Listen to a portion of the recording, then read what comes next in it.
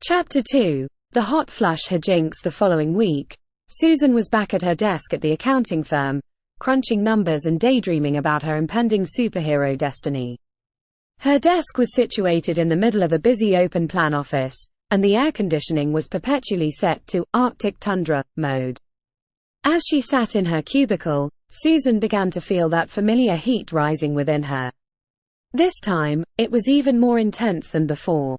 She could feel her cheeks turning crimson as sweat formed on her brow. Panic set in as she realized she was in the middle of a crucial meeting with her boss, Mr. Henderson, and several important clients.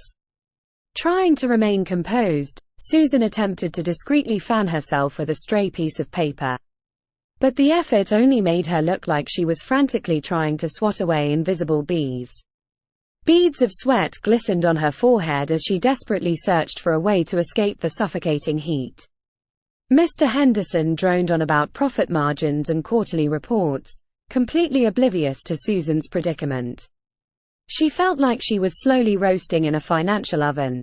In her mind, she imagined herself leaping from her chair, crashing through the office window, and landing gracefully on the rooftop, leaving her stunned colleagues in awe.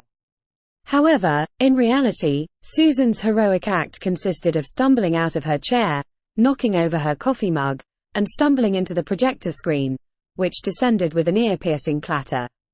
Papers flew everywhere as she tried to cool herself down with anything she could find, including a nearby potted plant and a stack of client folders. The chaos that ensued was unparalleled. Colleagues rushed to help, clients exchanged bemused glances, and Mr. Henderson, who had finally noticed the commotion, raised an eyebrow at Susan's antics. Desperate for relief, Susan ripped open the office's emergency exit and staggered into the hallway, gasping for breath. She leaned against the wall, her face still flushed, and beads of sweat dripping onto the carpet. In her mind, she had just embarked on her superhero journey, but the reality was far from the action-packed adventures she had imagined. Back in the office, the meeting resumed without Susan, who was busy trying to regain her composure in the hallway.